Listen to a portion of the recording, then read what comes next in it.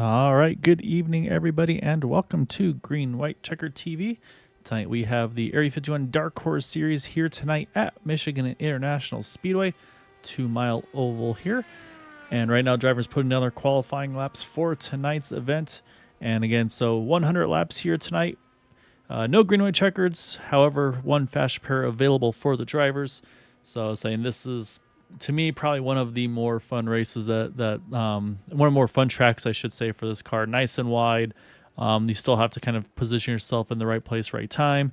A lot of strategy involved in this one, and yes, fuel might even be another strategy into this one as well, because it sounds like fuel window is going to be right on the edge of probably about that low to mid 30s. And so if they can go that 33, 34 lap distance, that's going to be the magic number to be able to make this a two-stop race. But again, though, I mean, if and when cautions fall, it can all change up. So we'll find out. Will be fun to see. I will have Andrew Wood in the booth with me here this evening as well. I think we got about 16 cars at the moment. Still got a bunch on track to make their laps. So, but what I do want to show before we get too far along is, again, we're getting towards a point of the season where we got to look at the championship. And right now, Craig Forsyth, and you can also see there is a drop week included now.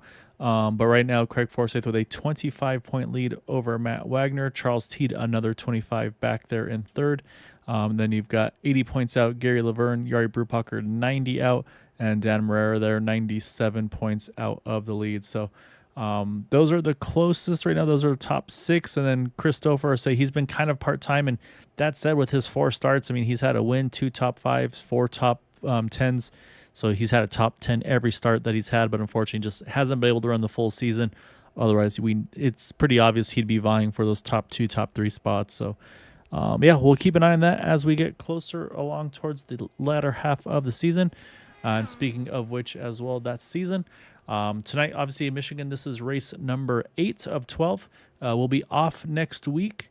And then the final 4 races for the season will be at Worldwide Technology Raceway, or Gateway as I typically call it, Texas Motor Speedway, Kentucky, and finishing up at Auto Club. So a bit of a shorter, flatter track there with Gateway, and then 2 mile-and-a-halfers, followed by the kind of the sister track here at Auto Club. So should be a lot of fun, the remaining races that we have this season. Yeah, Kyle, great to be with you. Michigan's always great for Super Speedway racing is always very exciting. However, sometimes these guys like to save fuel, which kind of gives us a little more to talk about in terms of strategy rather than the 3-4 wide racing that we might see. So, yeah, I'm excited to see what the strategy these guys employ tonight. We have a couple of faces in here we don't see too often, but that just makes it all that more exciting because we got different people with different goals for tonight. Yeah, and that's exactly it. Some are going to be going for points. Some are going to just be going for the wins. And yeah, like you mentioned, I mean, there's a few people that haven't that are new to the series. And so I'm looking at a couple of those names that are new to the series, and right now I'm showing them 2nd and 4th in qualifying. So new to the series, but not new to going fast with these Indy cars. So and I was saying I was a little nervous about one of our main admins being here on time, and I think he cut this thing by the slimmest of margins to get into that server. So we'll keep an eye and see if that is indeed the case. However, I believe, qualifying has just completed. So what we got to do now, Andrew, is pull up our starting grid for tonight. And it is going to be a Craig Forsyth on the pole by 0.05 of a second over, again, one of the new faces to the league, Aaron Hobart. Next to him, Eric Peterson. Second row, we got Eric Peterson. And then again, one of the newer drivers, Warren Rogers.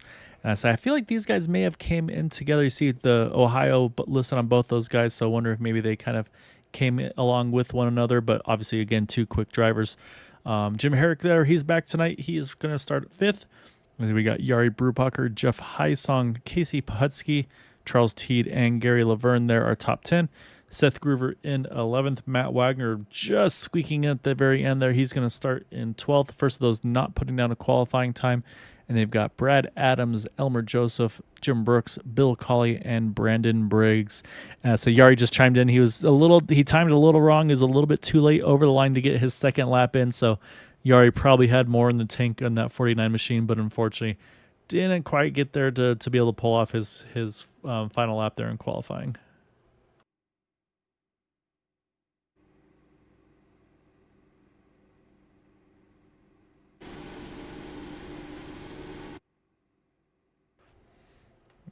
right, so while Yep. everybody starts to get gridded up here, so we'll put the ticker back up on the top so you can follow where your favorite driver is starting here tonight.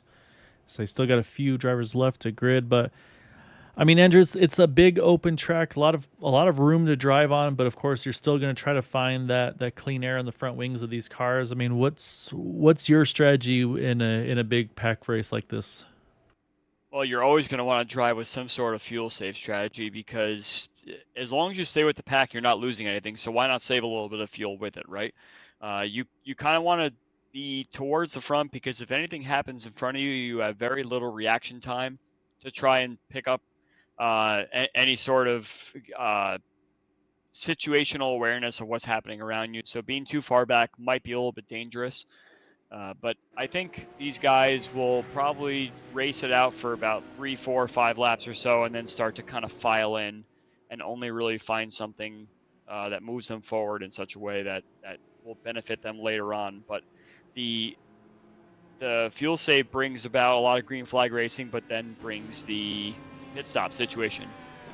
And you don't want to be the first person to pit because you don't want to potentially bring out that caution flag should it happen. But you also don't want to be the last one because then you're sitting out there trying to save fuel for a situation where other people might have said, I'm not going on that strategy. So I think it'll be kind of interesting for a few laps, and then everyone's going to settle in, and then during that first round of pit stops, it'll start to get really strategic. Yeah, it'll be fun to see us, and I definitely have seen the short pit strategy come into play here, and it's actually worked. One of those, let's say, big shocker, Nick DeGroot making some magic happen with that strategy. Where basically he pitted early, but then he was able to merge into the pack, and then when everybody else started who was saving was able to peel off, at that point he had already gained all that time back. So going to be really intriguing to see kind of again what the strategy is, and like I said, who's going to maybe be aggressive, who's just going to go ahead and kind of back it down and try to work that fuel mileage right off the get-go. So we'll see. I mean, what I've always talked about is when you talk about fuel mileage, I always point at the 99 car, but he's starting on pole, so we'll see what Craig Forsyth here is going to have for the field and what his strategy is going to be as we start to hit that restart zone. Wait for the green flag to fly. That's one extra point for him, by the way, so that's good for his championship run too. Yeah, that's a good point. He may fall back during this first lap or so. So let's see what we got going here into turn 1. Yeah, and saying also, of course, wants to try to lead lap. Oh, got one on the apron.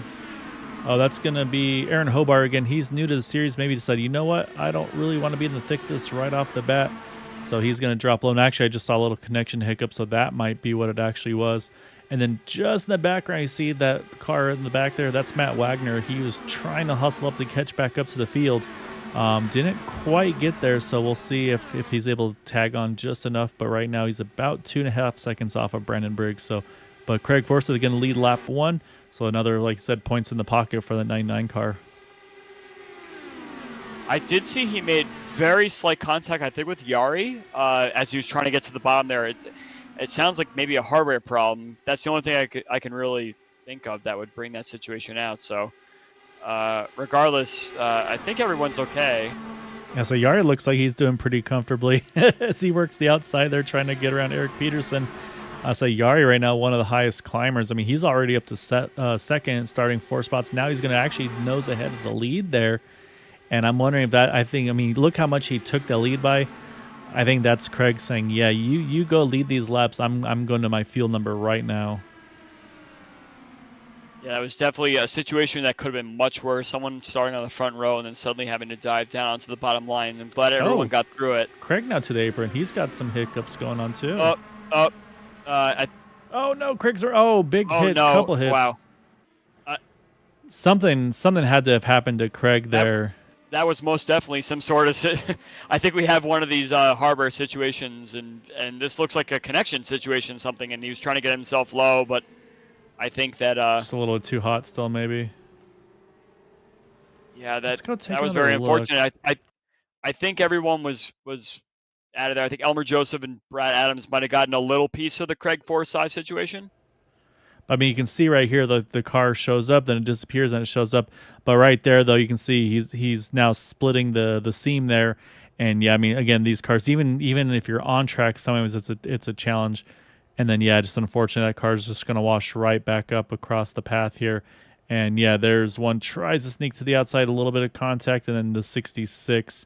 So yeah, I think both those cars are a huge hit for Craig afterwards. But yeah, I think Brad Adams, Elmer Joseph definitely getting the worst of that. So man, I mean, just go from the highs of highs to a really big low right off the bat because he's had a toe. I think he's already either maybe disconnected or fallen out completely. But we'll do is we're going to jump back live because we've got some mixed strategy. It looks like here for pit stops, top 6 stay out. But I like the pit stop strategy here because this now probably lets you be a little more aggressive on the fuel side of things if we do go green. So a little bit of mixed bag here. Yeah, it definitely puts the sketchy fuel save out the window, and it puts you in a spot where you can maybe run a little bit stronger, but you're going to be at the back, of course, and maybe you stay at the back a little bit to save fuel early on. But when some of the drivers are really trying to hit that number, you can actually make some ground. But let's not let's not take into account here the fact that some of these guys up front now have yellow flag running, so they're also saving fuel. But 3 to 4 laps under green flag here really helps that situation, especially if you really want to be more aggressive. And some of these guys in the back really need some good finishes this season. So it gives an opportunity for them to have options, especially when they peel off out front to make their pit stop. Then you could finally find yourself with clean air and potentially jump them later on in the race. Yeah, like I said, now some of these guys that maybe would consider fuel saving, now these guys that pitted say, all right, you know what? Now we're going to start being aggressive. So, but yeah, I mean, this again, we showed the points. I'll pull it back up again. So, talk about Craig Forsyth, pole sitter. Yeah, I mean, he's showing as out and retired from the race in 17th. Matt Wagner, we talked about, he almost missed the start of this race. He just got at the end at the edge of time. And even he looks like he's still trying to get some stuff squared away because he's right now pretty much all the way in the back of the field at 16th, just now rolling out of pit road. So, and again, so then it's like, okay, well, who's next in line? And that goes to Charles Teed. He's one of those that did top off, and maybe this is a race where Charles Teed can really close that gap again. You see also on the drop weeks, unfortunately, Charles Teed's missed a couple races, so he's third in points with missing some races. And so, unfortunately, with it being the one drop week for the whole season, unfortunately, he's going to have one less start than Craig or Matt potentially. So, unfortunately, he's already got the one mulligan, I believe. So, but I say we'll let the admins figure that one out. So, but yeah, so man, I say again, we're not super far in the season. I mean, this is race number 8 of 12, but this could have a big outcome on the championship. And actually, I can tell you, Craig is back out on track. I believe, 2 laps down right now, so at least he's back in here. So now he's in that tough spot of hoping for bad luck for others to get him back in the race. Yeah, so this is one of those situations where Craig had that bad situation. He left the server. He probably did something to his computer to shut a few programs down in order to keep racing, but he's in the championship hunt. He's a championship leader. So he needs to be out on track to take any points he can. And if there's a couple more yellows, if we have a back-to-back yellow situation, he's the lucky dog recipient. So he could easily get himself back into this race based on the rules of this league here. But big shout out to Gary Lovern and Brandon Briggs for moving themselves close to the top 5 from their starting positions. So they've avoided the calamity early, and let's see if they continue to make progress forward. Yeah, it'll be fun to see what the strategy is now. Did we maybe throw fuel mileage out of the question, or maybe just a little less out of the question, as Yari gets a great launch here on that restart. Eric Peterson there right behind him, and Jim Herrick there sitting in third. So, and then mine on the back, though, these guys are dicing up. You got one all the way on the bottom. I think that may be Brandon Briggs. Oh, no, actually, that's Gary Laverne. No, that was Brandon Briggs on the inside. Apologies. Brandon Briggs down below. I think he might have missed the restart there, but he did a good job to kind of pull it to the left and not ruin the forward progress anyone else. And so that breaks up the top 6 a little bit. But I think that these guys will actually catch them pretty quickly. Yeah, say they're still within that 1.5 second window. So what's going to happen is someone like Aaron Hobart here in that 916, he's going to get a huge lap here probably this next time around. He'll probably potentially get even a purple lap just because of that huge toe that he's getting. The other thing we haven't mentioned too much is the line here at Michigan. I feel like this is usually one where, to me, the bottom line is the first seam, not the white line. You want to be just a little bit above that. So I'll be curious to see as well kind of what line some of these drivers take over the course of this run. That said, I do see a few guys kind of peeking their lefts just underneath, but Typically for me, I always feel like the car is a little pushier when you're at the absolute bottom of the racetrack.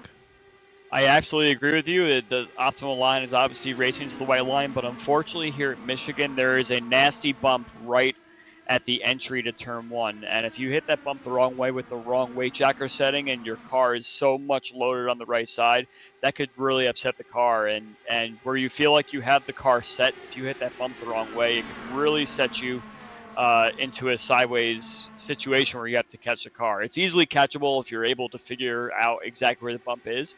But if you have it set so aggressively, that puts you in a situation where you have to actually catch a spin. So I think these guys are going to try their best to stay off the bottom. There was an iconic battle between Henry Bennett and Nick DeGroot here several seasons ago that I was a part of, and I saw Henry hit that bottom line, and he got loose, and Nick took advantage down the back straight, and yeah, it was just one of those situations where you're battling in the last lap, and then you kind of forget where you're at, and you know how to defend, and next thing you know, you're getting passed. So we'll have to watch for that later in the race as well.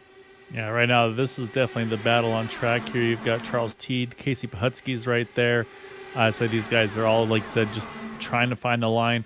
Last time by, actually, Yari Brubacher, you see him. He's actually up on the top side now, even with the clean air. He decided to rim ride there.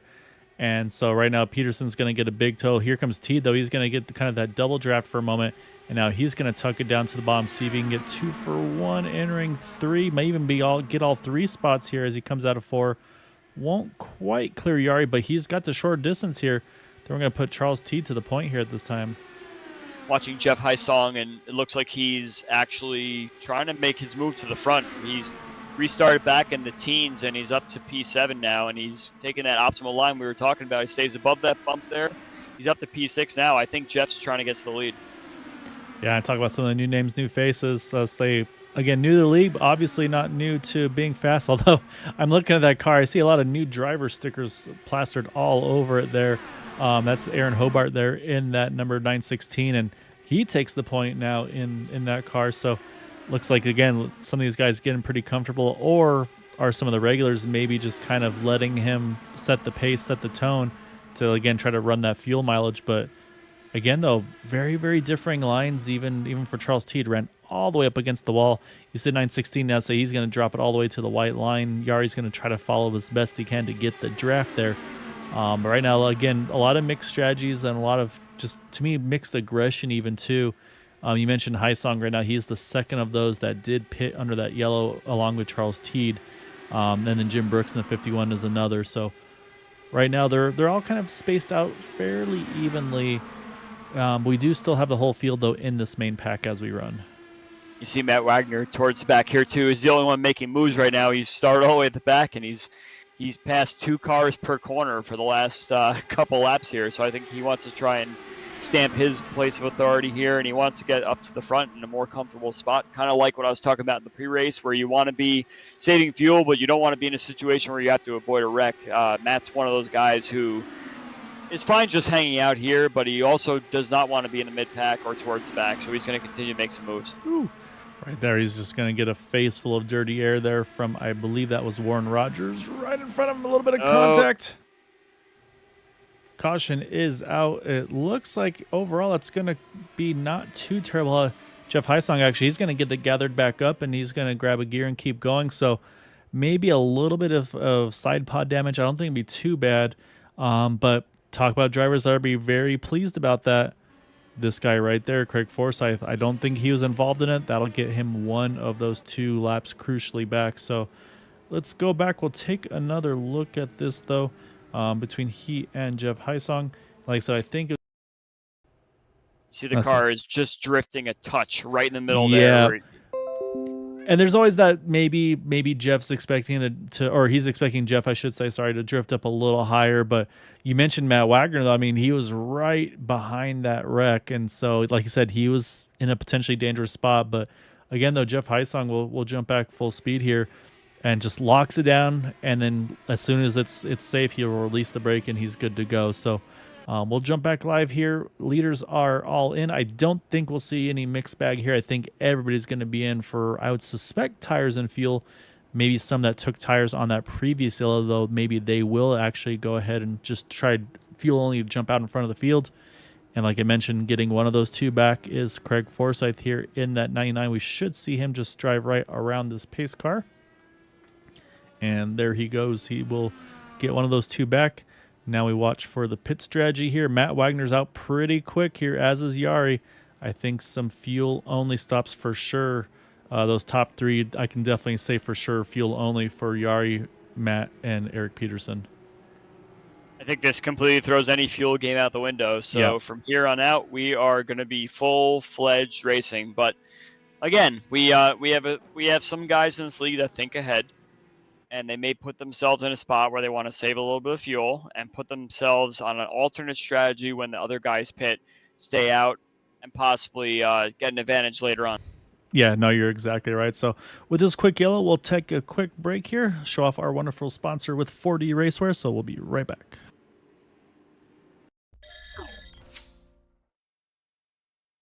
4D Racewear, makers of the ultimate sim racing shoes and custom apparel designed for sim racing by sim racers. 4D racing shoes are engineered to connect racers to the pedals in a way no other racing shoe can, all the while giving you the comfort needed to complete those double and triple stints. Visit 4dracewear.com and check out the latest sim racing products that let you connect to your sim.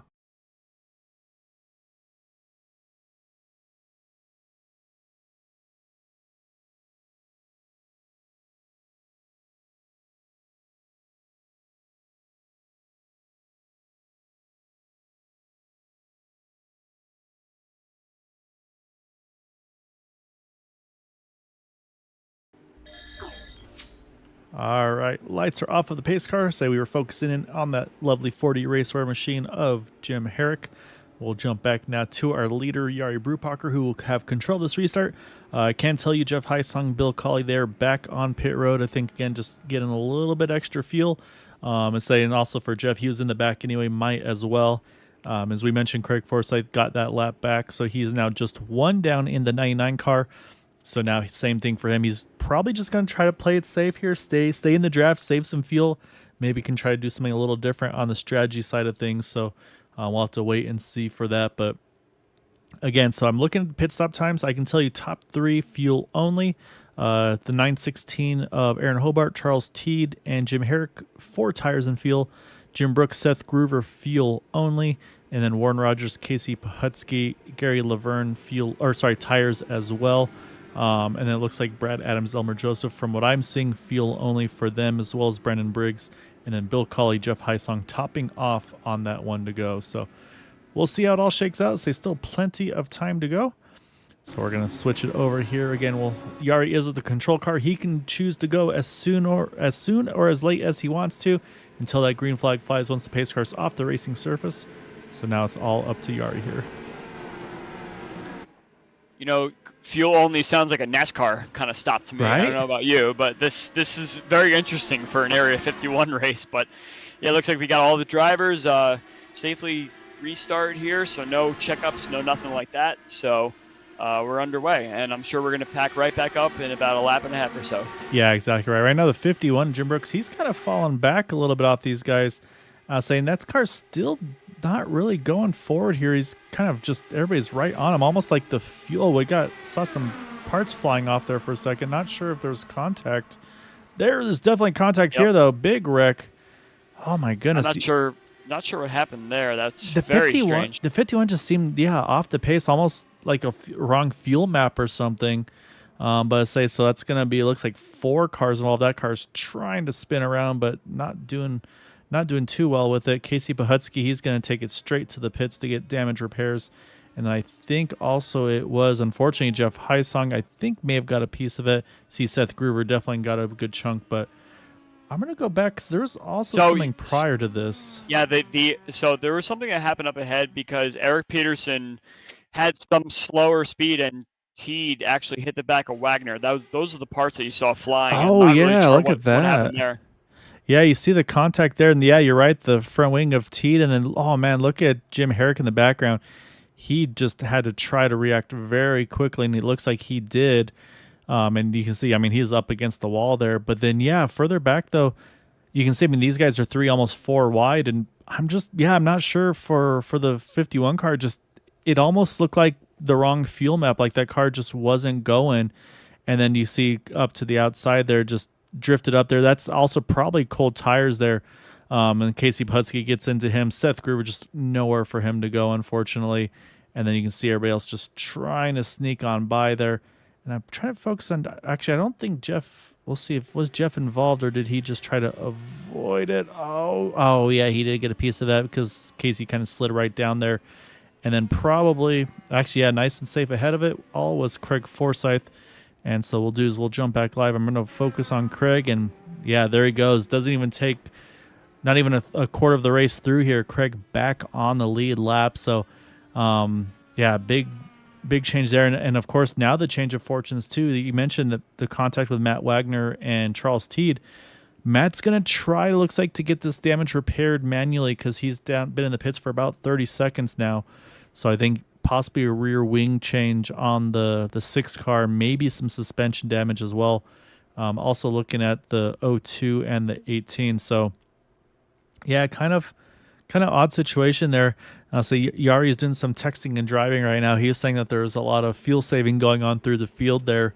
Everybody was running off pace, but yeah, I feel like you were right though, Andrew. I feel like at that point with that caution, fuel was out of the question. I feel like it would have just been at that point a full sprint. Or are they going full fuel save because now they want to try to be greedy and get to, let's say, 40 laps run instead of that 30 number? Yeah, I don't think that's possible. I don't think it's possible to save that much amount of fuel because, again, you could put yourself on the most conservative fuel number you want, but you need other cars in order to save fuel. You can't just drive around by yourself at half speed. So I actually don't know because we had 2 cars there. It wasn't just one car that had an issue. It was a couple of cars that had some kind of restart speed issue of sorts that it's a little inexplicable. But yeah, I really can't explain it. It might just be kind of dumb luck that it seems to have happened that way. But both those guys have seemed to put themselves in a spot where other cars around them have now had to sort of be a little unsure of what their intentions were, and now they found themselves wrecked. And we have a couple less cars on the track now because of it. Yeah, so Yari is chiming in, thinking he still thinks one stop is a potential. And I'm just doing a quick number crunch, and with this, we're going to restart this thing on lap number 23, so it'll put us at 70. I think actually 78 to go. I mean, that's 39 laps a tank. That's a long run. I mean, we were talking about Full Ridge being 30 laps. And then we're talking about, they could probably do like 30, 33, 35 to make sure they make that window for a 2-stopper. Man, can you gain 5 laps of fuel in a big fuel safe situation? So this is gonna be intriguing to see. And then again, hopefully we don't see the same thing on this next restart because yeah, that was an odd one. So, but once again though, Yari's got control here. He can go as early or late as he wants to. So we'll see what he does, and we'll see how Aaron reacts to that. And then, like I said, we'll have to keep an eye on that rest of the field. And, of course, also got to watch the accordion on the restart. But Yari's going to jump. He's going to try to snake the field here as we go back to green. Yeah, hopefully we can get some green flag running down this time. And this time even seems a little more clean, keeping everyone kind of spaced out perfectly to get back in the draft again. So I really don't. I think that was just Charles Teed got a little too low, maybe a little bit too much weight jacker. Spun it around and say quick yellow here. Matt Wagner got something there as well. Oh, that's a big hit for him. So, man, all of our top 3 in the championship are all having issues here tonight. But I think what I saw right there, though, for Teed was I think he just went a little too low here on the start. So I'm going to focus on his car. You can see he's already down to the inside line, down to almost the yellow line. Does he go below it? Oh, look at that. Yeah, he gets his lefts just too low there. At that point, he's along for the ride there. I'm watching Matt Wagner side of things here, and I don't really understand what the spin was there, because he kind of got a little bit low, but it was past the bump, and then right on the exit it just took off. So I wonder if maybe he was on the brakes. I'm watching in front of him here. You see the 18, and then I'll say we'll stay focused on him, and yeah, it just starts stepping out on him and just like it won't catch. It just keeps drifting. Then he loses it completely. That's a really weird one too, or maybe just again, just the low speeds, cold tires. I'm not sure, but again, I mean, that's fast repair gone for Matt. That's fast repair gone for Craig. I think Charles Teed will get away with that one for him. He should be able to. Well, I mean, he did kind of catch the wall a little bit after he finished the save, but. And actually, let me go back one more time here, as I do want to focus on the little bit of contact Teed had after the spin, which let me get to the right car here. Apologies. So we can see he's looping it around here, and then he just about has it cleared. But then that's actually a pretty big hit with that right front. That might be a fast repair gone too for Charles.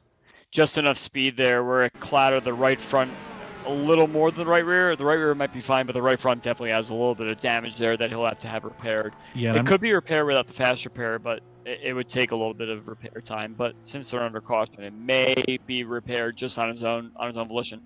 Yeah, and as I'm looking right now, trying to see if how the wheel input looked on the straightaway, but can't really tell for sure. I can tell you he had about a 4-second pit stop. So, and remember I was talking about fuel only, tires only.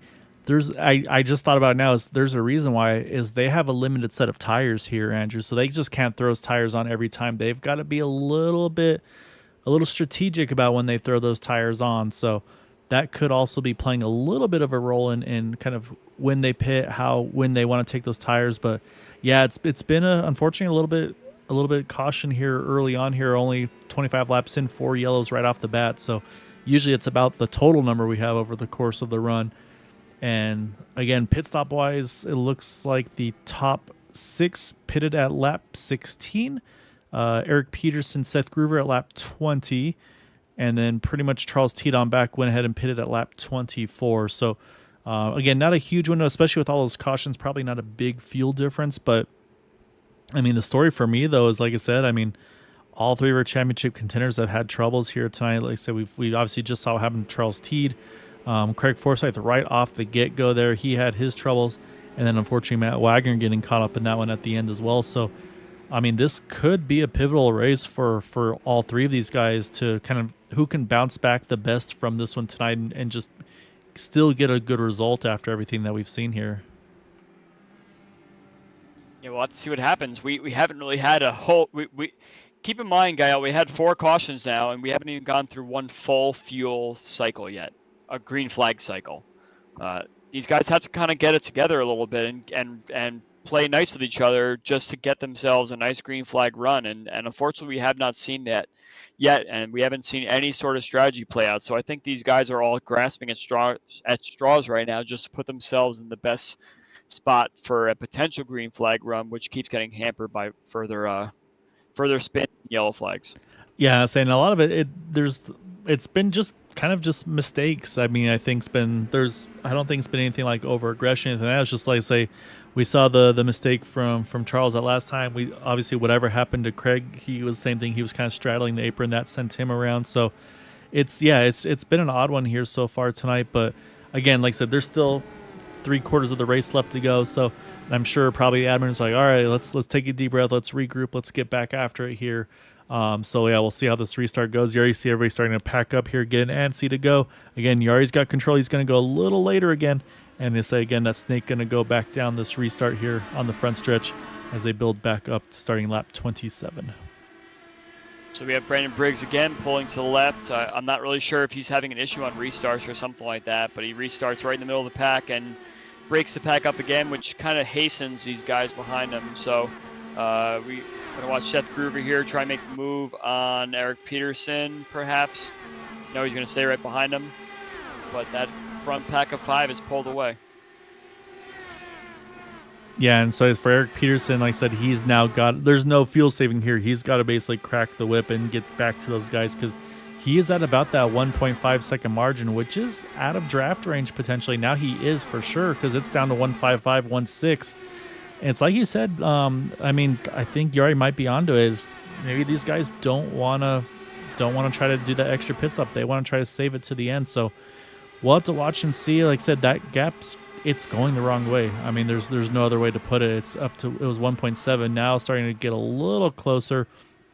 Messe. But again, while these two fight a little bit, well, to keep an eye but up front or towards the front pack, though, I mean, if you're Gary Laverne, this is perfect for you. Just let these guys fight it out up front. You just sit and cruise, save some fuel, and yeah, we'll see how things unfold in front of them. But up front, though, now as you can see, the 916 now as he's been one he's not wanting to sit and ride. He wants to go. He wants to be aggressive. And so, like I said, he and Warren Rogers new to the series, but definitely shows that they definitely have the pace to be running up front. I'm scratching my head at the Eric Peterson situation before. He was holding everybody up, then all of a sudden he just picked up the pace, and now he's trying to catch that front pack again. And Seth Groover didn't really do much to help the situation. He was just kind of staying behind him, which really just confused all the cars in the second pack behind. But now we got Eric catching back up to this front pack again. And I'm wondering if it's just a situation where nobody wants to lead a pack. So they were all just hoping that someone would pass them, realizing that they can't pass them. And now they're going to be catching that pack again. As you can see, they're getting very close to that draft range again. All they needed to do was just kind of push a little bit for a lap or two, and they would find themselves in a situation where they can save fuel and not lose any time. Yeah, they almost should have just, like you said, just gone map one right off the bat. Just make sure you get up there and then turn the wick back down. So if that was the strategy, of course, too. And this is a track where even if you're at the front, though, if you pit under green, you will still go trapped a lap down, correct? Yes, yeah, you'll get passed by the field as you are on the exit road of pit lane. Okay. So I feel like, I think Pocono and Indy are pretty much the only two that you can pit without losing a lap, as long as you're far enough up the field, of course. But right now, let's say our top two in the points right now, let's say they're 13th to 14th, not where we'd expect them to be. Charles Teedy's not that far up either. He's now just cracked the single digits, or trying to crack the single digits, I should say, as he's trying to get around Brendan Briggs. And as you see, he's running a little higher now off that bottom lane, a little bit further up here now. These guys have definitely gotten dicey, and I say we'll see about Jim Herrick. Like I said, he's got to these guys. What does he do now? Does he stay aggressive, or does he back down the pace? And right now, looks like he's just trying to find a little comfortable spot to slot in here. And right now, though, the two new guys to the league, they run 1-2. And part of me thinks they know nothing about the fuel saving game. And even though it's not really a fuel save race at this point, everybody's thinking about just trying to shorten their last stop, just from previous experience here. You see that Warren Rogers is taking the lead. They might do a swap draft. I think they're swap drafting. I'll say, so Yep, this is another strategy, though, Andrew, because now they're just raising the pace of this race, where if everybody was just riding behind one person, okay, yeah, you can maybe pull a big fuel number. But with the swap draft, the pace is going to go a lot quicker. I feel like this could force the hand of those other guys where, let's say you wanted to run a map 4, you might have to crack it out to a map 2, map 3, just to make sure you can stay with this draft. So I like the strategy out of Warren and Aaron here. I think this would have been a good strategy if it was actually a fuel save race, but unfortunately they're just pushing them into a like a regular race situation, even though they don't want to be in a regular race situation. So yeah, you're right that it would be interesting if they were trying to pull the pack along and trying to make them burn more fuel. But if they burn more fuel, it's not going to change the number of stops everybody has left in this race. Yeah. So this gives these guys, some new guys in the league, a bunch of camera time, which is great for them. Looks like Jim Brooks might have touched the wall there. He's dropping a couple spots. But yeah, it gives these guys some camera time out front, and perhaps we'll be, we're here talking about them. So that's really what it's all about. And yeah, they're raising the pace of this race right now, and everybody else has to kind of try and re-strategize exactly what they're going to do from here. Yeah, I mean, we saw, like I said, Yari was talking about it a little bit earlier, where he was thinking that he thinks that the one stop was possible, and so again, he's kind of, I want to say cruising, but I mean, he's sitting comfortably in fourth, right behind Gary Laverne, and saying Gary's been having, I wouldn't say a quiet race, but I mean, it feels kind of like, I feel like we've been talking about everybody but Gary so far tonight. So he's had a good run so far early, and I don't know, I always like to be this third place car, because you're letting these guys do all the work, and then you're just grabbing the toe off the two of them. So of the guys saving fuel, I feel like Gary's probably been in the best spot, just because of the fact that he's been kind of in the front of this pack, being able to probably go to a lower fuel map, save more fuel right off the bat, versus like the Eric Peterson, who had to basically chase the field, or sorry, Jim Herrick, I think it was, had to chase the field back down. So yeah, it's going to be interesting to see. Again, on the fuel pit stop side of things, these guys top 4 pitted on lap 16. Eric Peterson at 20. And then Charles Teed is the furthest up that pitted at lap 24. So, but again, a lot of those laps are under yellow, so probably not the biggest of differences. I would say, maybe half gallon to a gallon at most. Sounds about right. It could be slightly less than that, or it could be slightly more.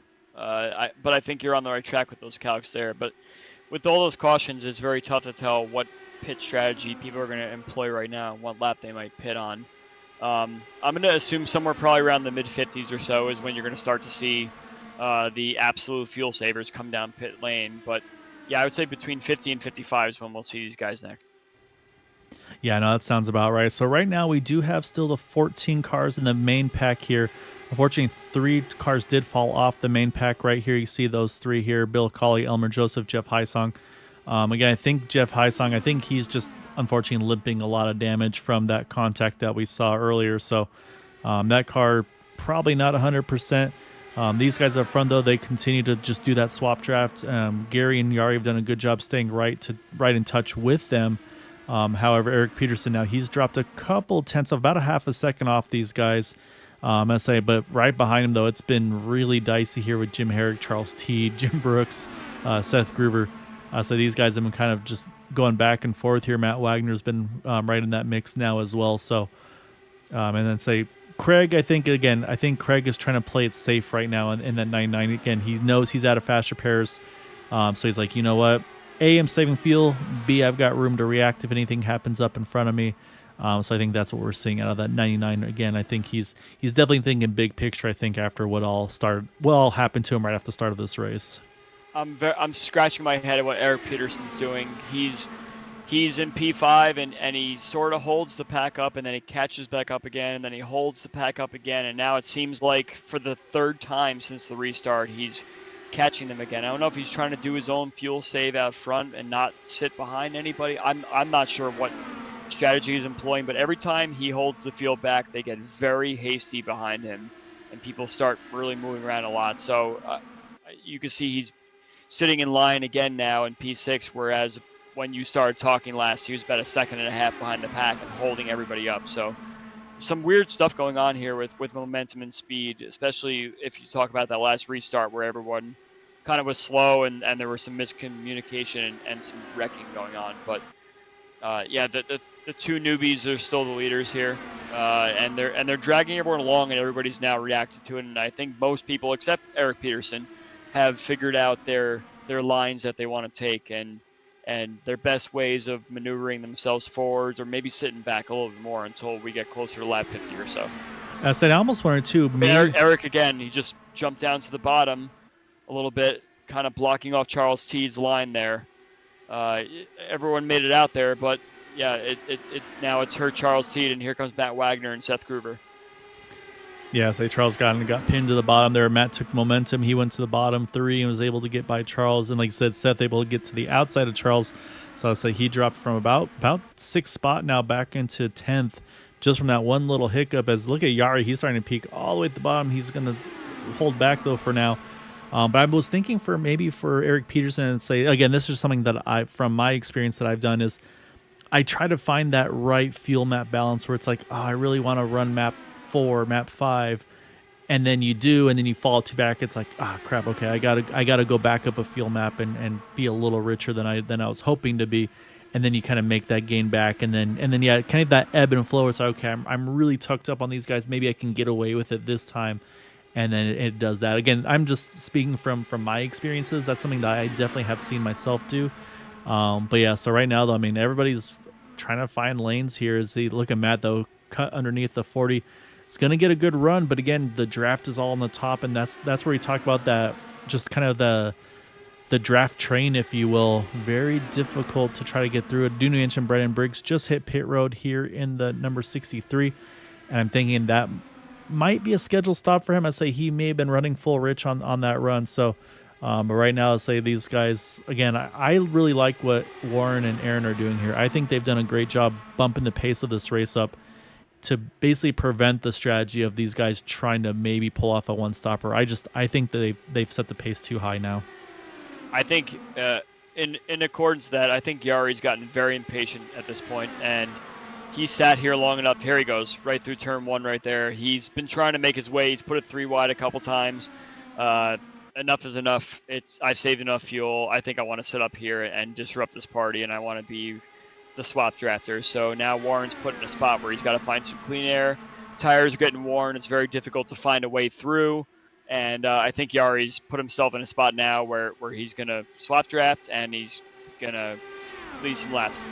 I was saying it also could have been where, yeah, like you said, tires starting to wear. Yari's thinking, man, I'm getting a lot of dirty air now. I want, like I said, I want to be that one of the swap draft cars. That way, I know I have clean air at least once or twice per turn here. So, and actually, it's probably the whole way around because you just kind of run the top side, then cut down, pick up the draft, and go back after it. So, and yeah, like I said, and it might be one of the things where he's thinking, okay, I'm crunching the numbers. You know what? Screw it. I can't make this one stopper happen. Let's just turn the wick back up. Let's get back after it here. But as I say that, though, this time he sits back in line behind Aaron Hobart there. So this time didn't decide not to go for that swap draft, which we'd seen the previous 2 times. Yeah, I'm watching the battle behind with Matt and Eric. He's going to try and get by Eric Peterson here, who again held up the pack going out of turn 4 last time by. I'm looking at Gary Lovern also. He's kind of he's finding clean air, but he's not really doing anything with it. And I'm wondering if he's trying to consider a similar ride to Yari and bring Eric with him. If Eric can find some clean air on the bottom, I think he can get by these guys. But it looks like Gary's just kind of riding in Warren's coattails right now. Yeah, I think he's just full fuel strategy. I don't know if he's fuel saving to the point of trying to one stop it, but I think he's fuel saving maybe to the point of just, I want to make sure I'm one of the last ones on pit road. Look at Matt Wagner though, rim road that thing around Eric Peterson. That was so close to touching that outside wall, but yeah, we're getting close to these pit stops now. I imagine these guys will be down pit road within the next 3 to 4 laps or so. Yeah, so we just crossed the halfway point, starting lap number 51 here. And once again, Matt's finding that clean air, and he is making it work right now. Oh, Eric did it again. It looks like he became very close to the outside wall in turn 2. I think Aaron Hobart's going to be pitting this lap. All right, we'll focus on that 916 here. Yeah, I think he's coming. I think I saw also Warren Rogers tucked down low. And great job by them stay out of the racing line. Now he's got to get slowed down in time. Looked like he should be okay. Both guys should be good for that entry. I liked what I saw there. So yeah, this will be the telltale now here, Andrew, is how much further can some of these guys go compared to what we saw Aaron and Warren do there. I can tell you, yeah, clean stops for them, 8.6, 8.7 seconds for their time on pit. Oh, actually, no, I'm sorry, they're hitting pit lane now, or their pit stalls now, I should say. So we'll see, but I think it's going to be the same margin though, probably about the 8-second window. Yeah, 8.8, 9.1. If you're trying to measure the time on pit lane, here come Yari and Matt down the front straightaway. As I mentioned before, the car's just coming out of pit lane right now, and Matt had a commanding pass on Yari on the last lap. So we'll see. At this point, it's a measure of who swap drafts a little bit better. I think Aaron and Warren were the better swap drafters now, because Yari's been a little bit inconsistent with trying to get his line, but it looks like he's coming down low to take a pit stop right now. Yep, here he comes, Yari, and Seth Groover right up against the wall. Yari's going to tuck it on in the pit road. And so what I was going to mention, though, as well as now Aaron, he's going to want this thing to cycle through. But what he's done, though, is something I talked about pre-race was with Nick DeGroot pitting early, but then staying with the lead draft. And that's exactly what Aaron's done here. He is actually caught the main pack here. He's right behind Casey Putsky. And I think I see Gary Laverne. He looks like he's dropping low to kind of signal that he's about to hit pit road. I wonder if Warren had not as great a pit stop as Aaron, because he is way behind right now. He's not even close to the draft. Yeah, it was about a 1.6 seconds slower total pit stop time, or pit lane time, I should say. It was a 38.95. Eric's in the wall. Oh, no. Let's find Eric here. Oh, yeah, he is. He's still pointing straight, though, so he'll stay green for the moment. But, caution is out during the pit stop cycles. That's a tough one. And so he's able to get going again. But let's go back. Let's take a look here.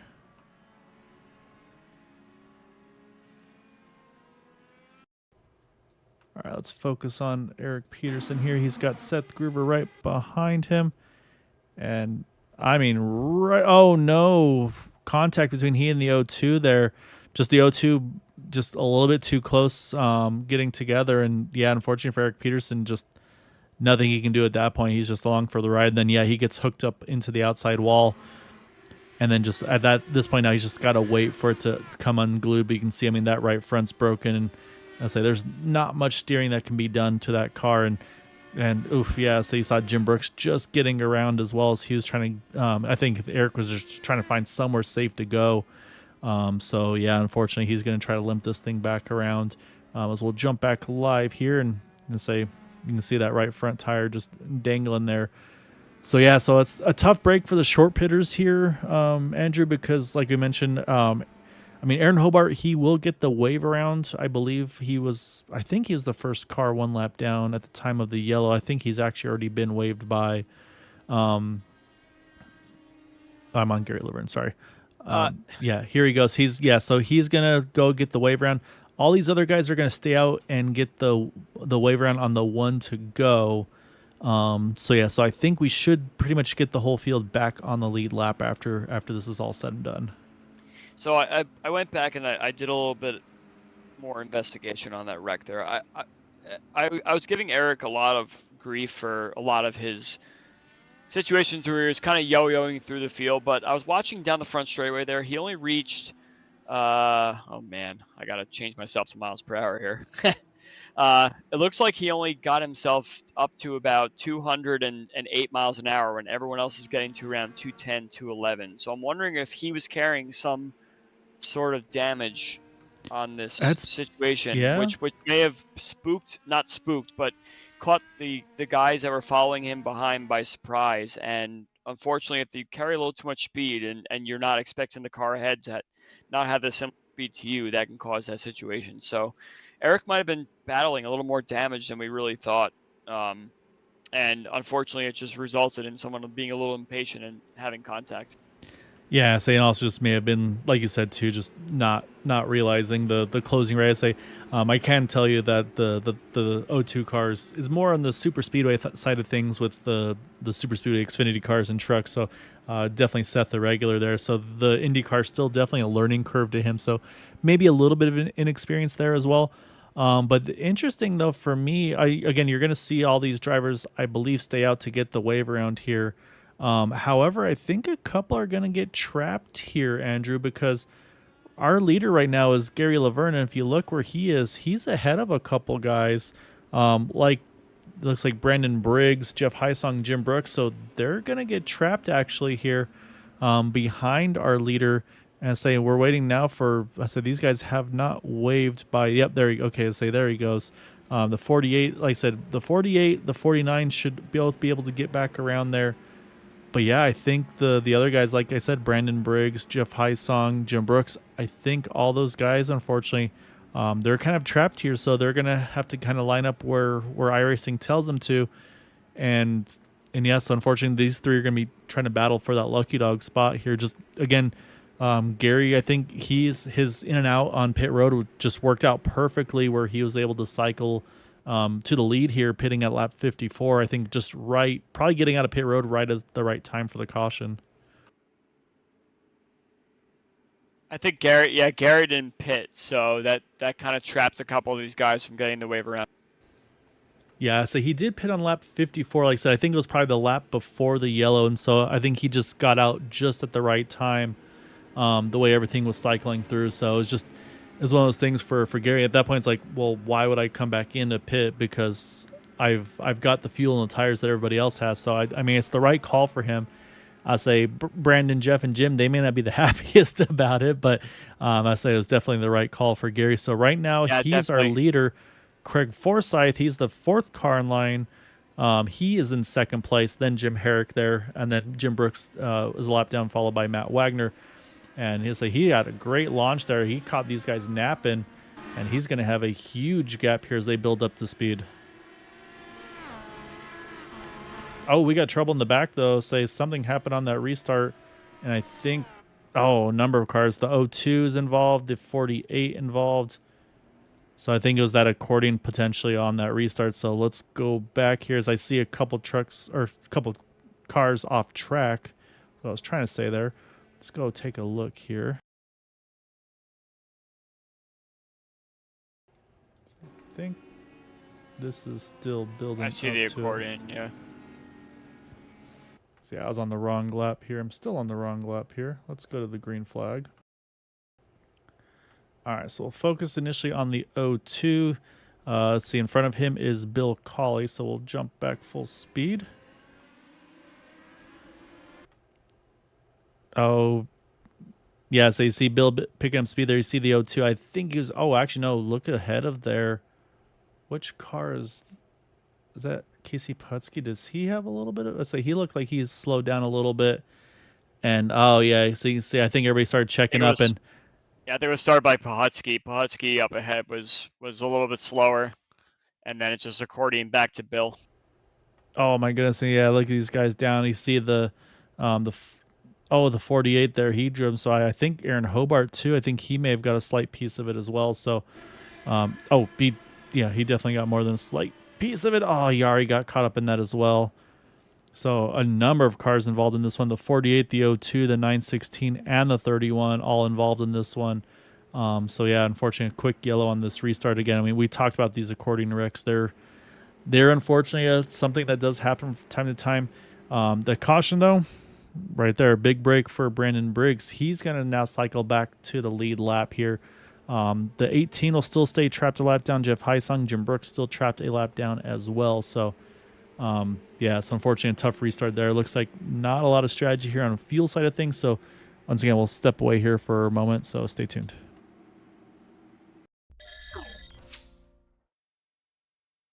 40 Racewear, makers of the ultimate sim racing shoes and custom apparel designed for sim racing by sim racers. 40 racing shoes are engineered to connect racers to the pedals in a way no other racing shoe can, all the while giving you the comfort needed to complete those double and triple stints. Visit 40racewear.com and check out the latest sim racing products that let you connect to your sim.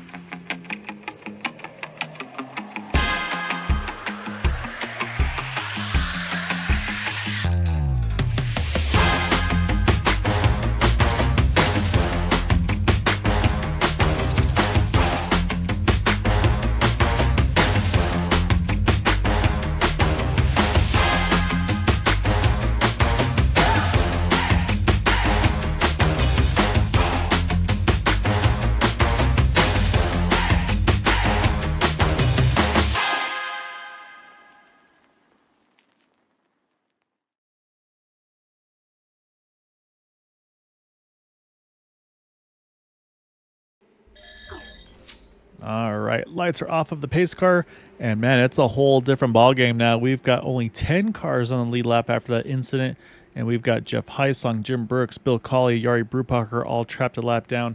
The 40 to Warren Rogers showing 2 laps down, and unfortunately, Aaron Hobart, Seth Groover are still sitting on pit road. Might be night over for those two guys. But something, Andrew, you and I were talking off air there during that commercial. A little surprised nobody towards the back half of the lead pack here maybe topped off for fuel and just kind of say, hey, let me try to make it to the end from here. I mean, we talked about Yari's talking about people trying to do it earlier for a one stopper. Why not try to do it now with, we're going to restart this thing with 38 to go. I mean, we were talking about low to mid 30s. I mean, I feel like that would have made sense to do here. The only person that did pit was Brandon Briggs, who was the wave round car in the 63. So yeah, a little thrown off by that. I mean, if I'm an Eric Peterson or somebody like that, Elmer Joseph, I think I would have taken that splash and maybe changed my game plan here and just tried to do something different. I'm wondering who at this point might actually be not damaged. So I can't even tell who is doing a clean car and a full fuel race strategy. So yeah, we'll see. Green now. Let's see what happens. Yeah, so it looks like a pretty clean start here through the field there. So that's always job number one. So once again, though, our top two is the 32, their leader. Craig Forsyth's the third car in line behind. Oh, I'm showing caution back out once again here. I don't see any cars having troubles here, so this may have been an admin yellow. I'm not sure. But yeah, we're backing it back down here. So I say green flag, then yellow flag just a couple seconds later. And again, I'm looking around. I don't see anything apparent. But now, though, Andrew, someone's got to take the fuel strategy, I feel like, at this point. But again, beneficiary of this, I think, will be Jeff Hysong, though, as he was the first car one down. So he should get back onto the lead lap after this one.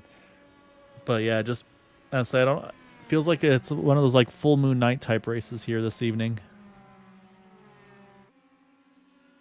I'm sorry. I'm also looking around the track and trying to see if there's any car that was like stopped or paused or something like that. I'm finding nothing right now, so I don't really know what that was about either. But you're right. That now we're prime fuel strategy. So if I were anybody in the top 7, 8, yeah, top 7 or 8, let's go and make a pit stop. We were talking about Craig Forsyth and how he was 2 laps down. He's sitting in a nice spot, and he's a prime fuel saver. So I would imagine he would be one to come down pit lane right now. I'm curious if he will, or is he going to want to have that track position? Here he comes. Yep, here he comes, and he's going to bring the field with him there. Gary Laverne, Matt Wagner are the two that are going to stay out. And like I mentioned, Jeff Hysong, he did get the wave around. Here he comes. He's going to jump back onto pit road. So, and it looks like they're waving Jim Brooks on by. So yeah, there must have been a pit scoring issue or something like that. And so I think maybe that was the admin yell. It's like, you know what? Let's just get everything fixed correctly, get everybody back where they were supposed to be. I think it's maybe what we're seeing there. So that's going to now leave Bill Colley, as I think he and Yari Brupak are 1 down. Mentioned Warren Rogers 2 down. So, but yeah, you're right, though. I mean, Craig Forsyth, though, he's going to bring the field onto pit road. Although, Craig had a very slow stop there, Andrew. He had 12.6 seconds. Did he have maybe some wing damage or something in that 99 car? Because that's not a normal Craig Forsyth type of a pit stop there. What it does do, though, is it promotes Charles Teed to be the first one out of the pit road with that extra fuel on board. But it's under caution, so he lost a couple seconds, but he could pick that right back up again. Yeah, no, he definitely should be fine. Just kind of interesting, and not sure if again maybe it was just a mistake or something like that. But again, we know he's had some sort of a hiccup early on, so. That said, though, actually, we're already back 1 to green. I think the admins go ahead and advance this yellow a little quicker. Although now, again, I think we're having more hiccups here because everybody's trying to figure out where they're supposed to be positioning. And I think we might get another quick green-yellow. I'm not... I think someone dove to the pits. Was that what happened? I saw Jim Herrick way down to the bottom, I think, trying to get in the right position. So, unfortunately, Jim trying to do the right thing here. He's going to fall off the pack right now. And Gary Laverne, I mean, Gary's just, I mean, when it's time to go, he's got to go. So, right now, he's running away with this thing. He's got a 1.7 second lead and growing. So, again, we'll keep an eye and see if anything changes. Again, we don't know what's going on in the back end on the admin side of things. But right now, I mean, he's got a 2-second gap over Matt Wagner. Then you got Charles Teed there, Brad Adams now. Haven't talked a lot about Brad. Here he comes. He's up to 3rd here, trying to go for 2nd as well. And again, talk about the fuel mileage. Probably a little bit of saving needing to be done here. But, I mean, these guys like Charles Teed and Pahutsky and company, Brad Adams, they probably can save for a little bit, and then they're probably ready to turn that wick up. But, yeah, I mean, right now, though, if you're Gary Laverne, I don't think you can make it to the end on fuel as it runs right now. But... man, well, he's running and hiding. That's his strategy right now. And I'm saying, I mean, that's all I would be doing too. It's like, especially if you know no one wants to pass you. It's like I'd love to save fuel, but at the same time, I like having all this clean air around me and not having to just stress over all these cars, like that giant pack behind me. So I actually love this strategy because he knows that everyone has to save fuel. Let's say it goes green all the way, it's a super fuel save. So he knows that he was the lead car in the restart, so everyone's going to want to sit behind him and save all the fuel. So why is he going to let everybody do that? He's going to say, nope, I'm taking my ball and I'm running. And let's see how far he can run, because now we see that the fuel save is kind of ending here because second and third place are swap drafting, trying to catch him. yeah, So, and they've definitely got to that couple dynamic. window. Yeah, it's about 1.2 seconds now, so they should start sniffing the draft off of him. But yeah, I think we're seeing a lot of fuel save going on right around here. Charles Teed, Craig Forsyth, because it's like you said, they're just so packed up on each other. And so I think what's going to happen is you're going to see these guys save until they get that green light saying, okay, now you've got enough to go map one to the end. And then you'll see who's the one that's ready to jump after it first. But right now, though, like I said, I mean, Gary Laverne, he's still got a little margin. It's about just under a second now. I can't tell you Jim Herrick's back on pit road. Again, I think he had lost the draft with all that had gone on. And I think that may have been him saying, you know what, not worth it for me. I'm going to go ahead and park it here tonight. So we'll see. But yeah, just, again, kind of a little odd here tonight, unfortunately. But yeah, I mean, you'll have those races from time to time. But right now, like I said, though, I mean, that swap draft's kind of gone away now. Brad Adams is trying to just kind of set the pace himself behind Gary Laverne. And so, again, he is right now the first of those guys that pitted on 64. Gary at 54, Matt at 56. We don't really think either of them can make it to the scheduled distance, or I should say to the distance. But yeah, I'm going to be watching a couple of these guys like Teed and Forsyth. That said, though, they've kind of like you talked about earlier with Peterson, Teed kind of fell off the back of those guys for a little bit too, and I think he's had to turn the wick back up to make sure he doesn't drop too far. I think that this pack is falling into a nice line right now. They're kind of catching a little bit, but they're also just maintaining. They've caught Gary Laverne, obviously, but now they're kind of catching each other, and they're kind of falling into the fuel save. But I think it's too late. I think you need to really fuel save right off the bat in order to make the amount of laps you need. But who can tell really at this point? If everybody packs up and everybody sits in a nice line and makes the methodic moves, it's quite possible that they can save the right amount of fuel to make it to the end of this race. Yeah, no, you're exactly right. And so also the Lucky Dog battle right now, Yari has it in that number 49 car. You see him right there. He's got, I believe that's Aaron Hobart right behind him. Oh, man, that was close there. But what I'm watching is this guy here, Warren Rogers in the 48. Right now, he is 2 down.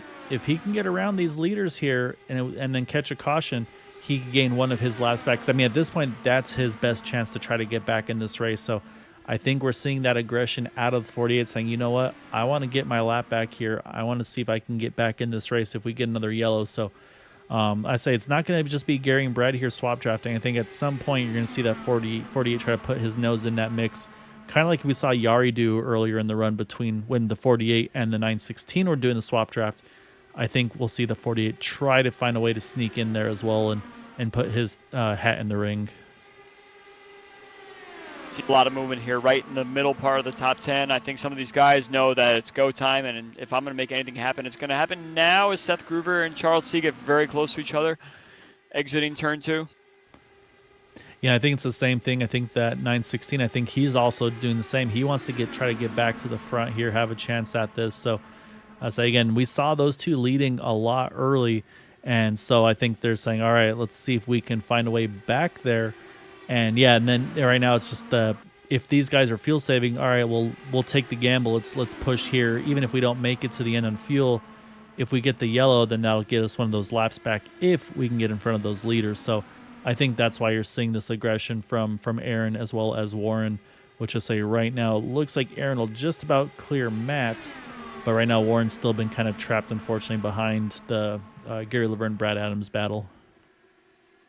I think Gary Laverne's done a great job trying to maintain this lead. He tried to run away with it, didn't work obviously when the swap draft started to happen, especially with these two of the top 3 right now are guys that don't typically run up front, and they want to get themselves as much camera time as possible. So Gary did a great job to try to run away with it. It was a nice strategy, especially since everybody else seemed to want to just save fuel right off the bat as he ran away. But I think everybody started to learn his game, and they chased him down. But he has not gone away without swinging here. So I think everybody's going to have to stop at least for a splash here, unless we have another caution at the end. Yeah, and that's what I'm gonna be intrigued about, is to see who can maybe try to pull it off. It seems like kind of the pack you talk about where everybody's going fuel save is kind of kicking off in my mind is right here with the 3 of Casey Putski. He seems like he's the first of those on that pitted on 64 that's just kind of been on cruise control, not really pushing too hard. I mean, you can see Craig's not pressuring him. Charles Teed's not pressuring him. To me, that's kind of the telltale on that. When you see Matt Wagner as well, he's kind of rolled way off these guys.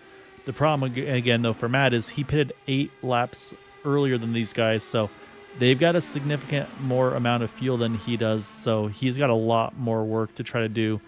However, with all this fuel save going on, again, they're starting to stretch it back out once more here. So you see Gary and Brad here, they've kind of doing the swap draft. They've separated themselves a little bit from Aaron Hobart, Warren Rogers, but on the same side of things, they've been able to break themselves away a fair bit from Matt Wagner. So it's just, it's what is the strategy right now? If you're Brad, I think same thing. He's probably just going as fast as he can. Like you said, probably just going to throw a splash of fuel in once he has to.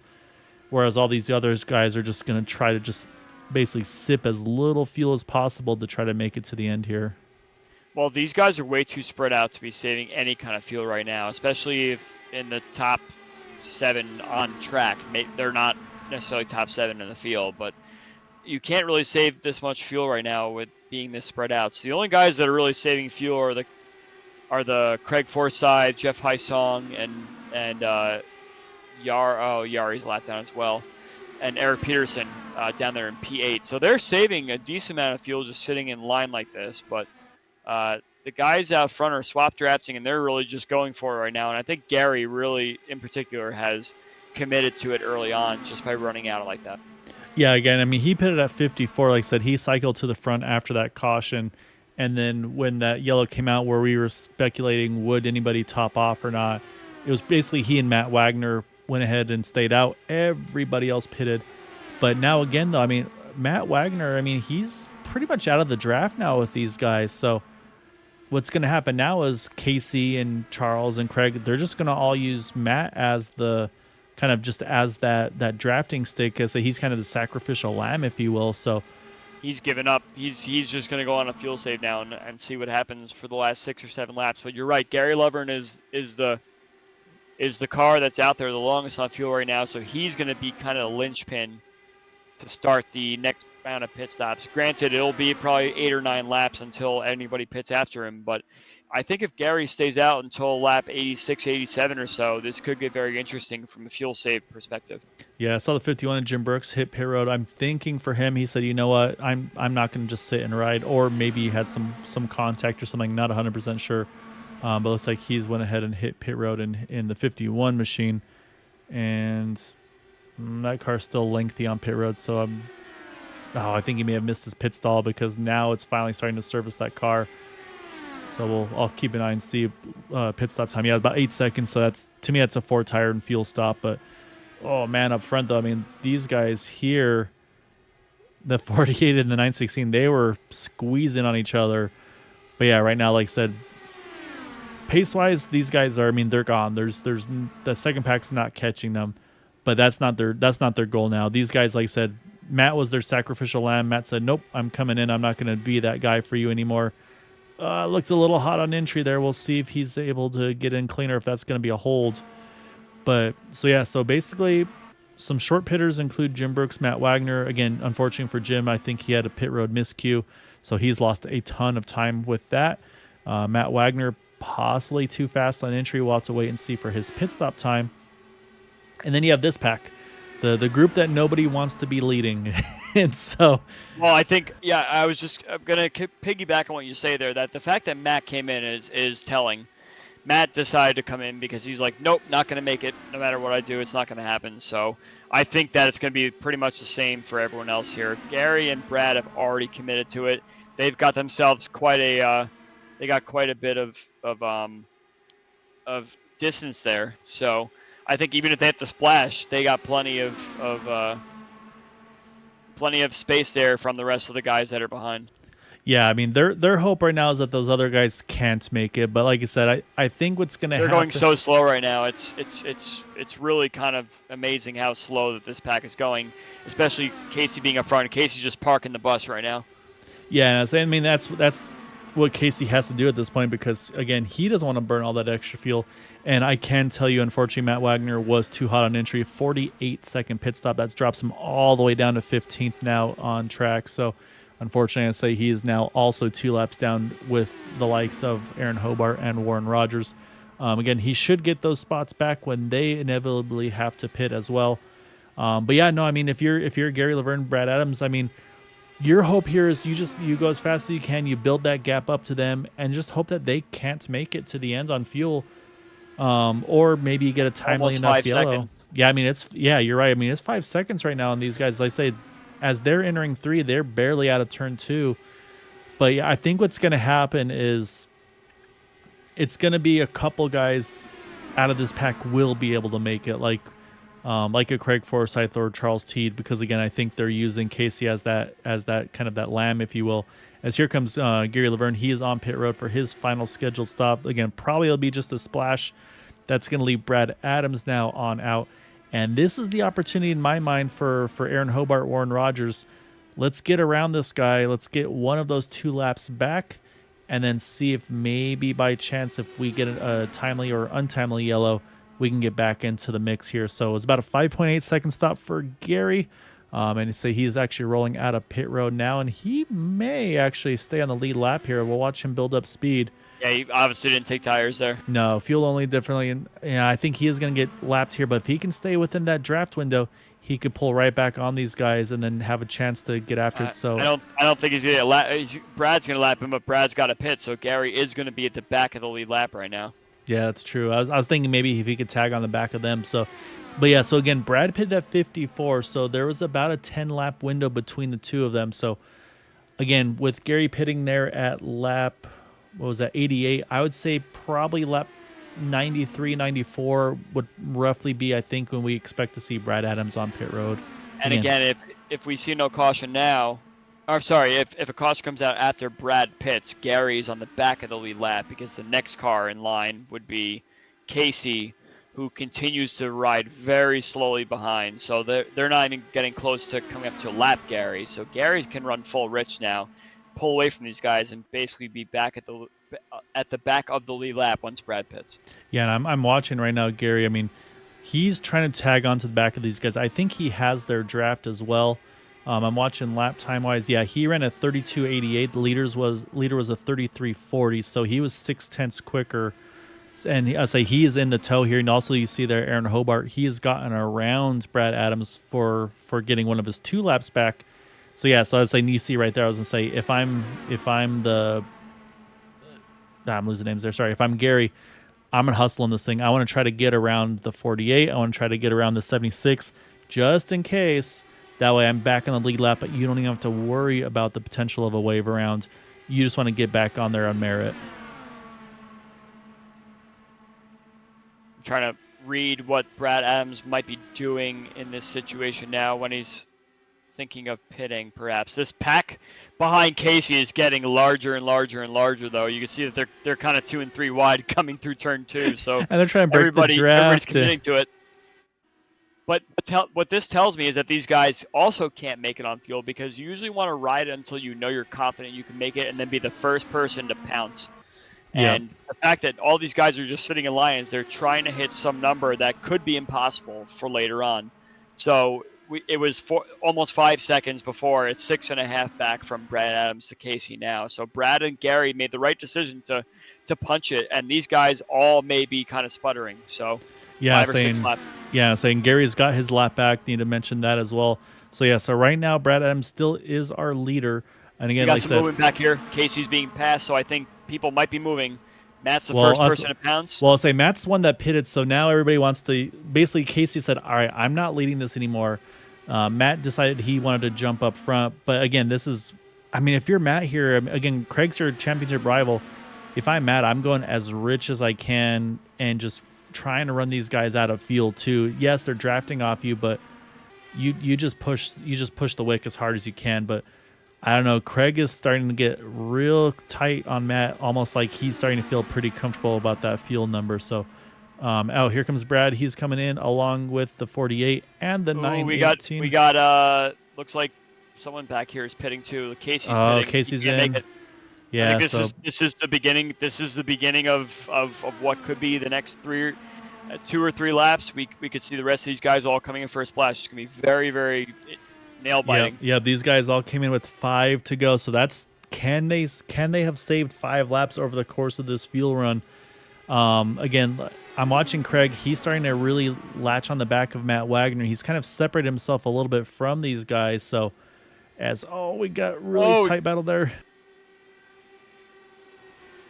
Yeah, it was close between Teed Peterson and Jari Brupacher. They're all locked onto each other as well.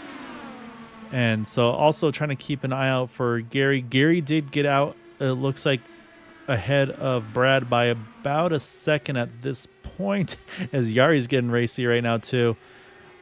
Man, this is going to be intriguing to see. As you see, we're catching Casey right there.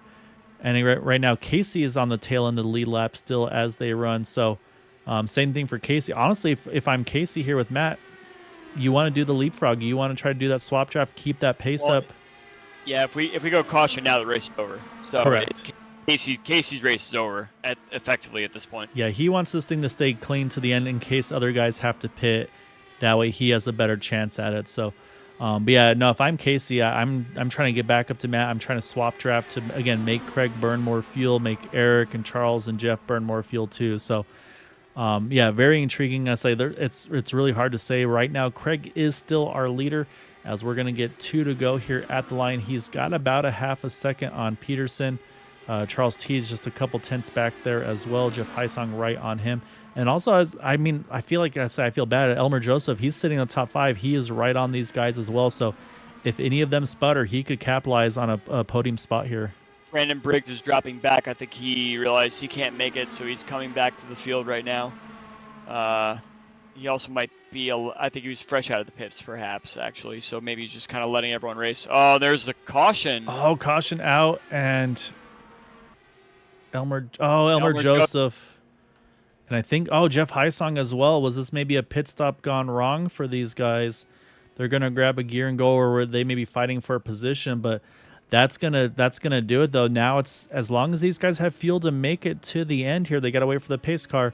But if they can sputter around here to the end, this will be our top 3. Would be Craig Forsyth winning over Eric Peterson and Charles Teed. But let's go back. Let's take a look here, because it was, man, actually, I'm looking at the timing. Oh, actually, there it is. Oh, it looks like we were talking about Brandon Briggs. I think he got tight there, and it looks like he just drifts up, unfortunately, into the 18 car. Yeah, that's actually what the contact was. It was those two, and then Elmer Joseph trying to avoid the 2 of them. Unfortunately, he gets a little bit involved as well. So, yeah, just unfortunately, I think just caught out in the dirty air there, and that's what brought out that yellow for these guys here. So, and I almost wonder if Elmer looked like he was actually maybe going to pit prior to that caution coming out. But we'll jump back live, because at the line, it will be Craig Forsyth. Does he have, let's listen in. He's still got some revs in there, so he's rolling on by now. So no guarantee how much fuel he had, but he had enough at least for that. Eric Peterson's going to bring it home in second, and Charles Teed going to be in third tonight. So what a recovery drive. I mean, it took unfortunately, a lot of cautions and a lot of bad luck for some of his competitors, but I mean, again, Craig sticks it out and then able to get those laps back, and then just makes the right calls and the right strategies to be there at the end to try to grab the win. Yeah, that is quite a drive back. I think we have a lot of situations where you kind of get disconnected, or you have some sort of computer issue, and then you wind up just kind of saying, I'll call it a night. But Craig came back. He said, okay, maybe I can get a lucky dog or 2, which doesn't typically happen in races these days. We have had quite a few clean races this season, but he came back to it. raced very smartly and decided to go for a fuel save there at the end. I don't know if he would have made it to the end. I'm not convinced that there was enough fuel in these cars. He had enough for about a burnout and a half, and then that was all she Yep. wrote. So that would have been very tight on fuel. We'll ask him when we have a chance to chat with him here. He's gonna limp this thing or coast this thing to the victory lane there. So yeah, wild one tonight, I think, is basically the best way we can put that one here. So let's go back. We got to chat with our top three. Actually, before we get to the interviews, let's go ahead and pull up our final results.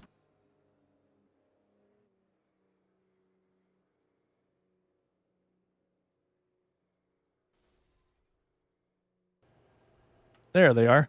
Craig Forsyth getting the win over Eric Peterson and Charles Teed there. Jeff Heisong said, unfortunately, caught up in that incident, but still does wind up bringing it home in fourth. Gary Laverne, he was the one that said, you know what, I'm going to go ahead and go for the pit strategy. And I mean, it worked, but it's still got a top 5 out of it. I don't think he can be too disappointed with that one. A really good run for him.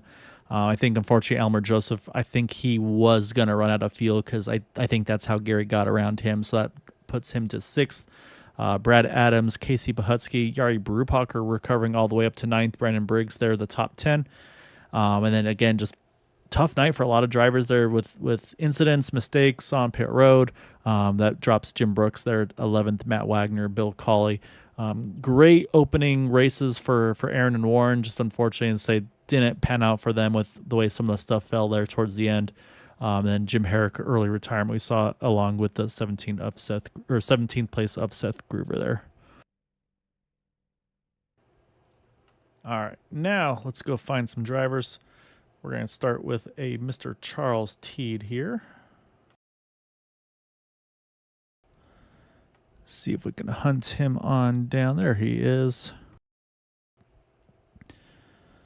So we're going to pull in a Mr. Teed. And Charles, I think eventful might be the description of tonight. There was a lot happening, and we were talking. It's like, I don't know if it's a full moon tonight or what was going on, but there was a lot happening tonight. A little rough, but also just even on the championship side of things. I mean, you, Craig, Matt, all of you guys had stuff that you had to try to recover from. I mean, take us through it. I mean, there's a lot that you guys had to bounce back from. I would say. I mean, you had your spin. We saw the little bit of wall contact. Was that enough to warrant the fast repair, or were you able to limp that thing along?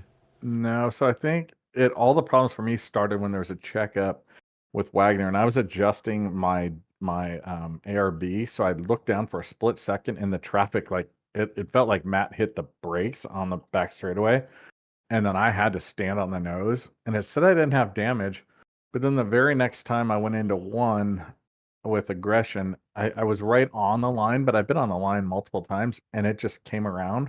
So I don't know if there was some damage. So that was a dopey move by me. And yes, that definitely used my fast repair. And then people were racing really hard in that middle segment, so it was hard to pass. So I had to go down and burn my tires down trying to run the bottom because everyone wanted to just run the top. You got to go where they're not. So that wasn't a good segment of the race.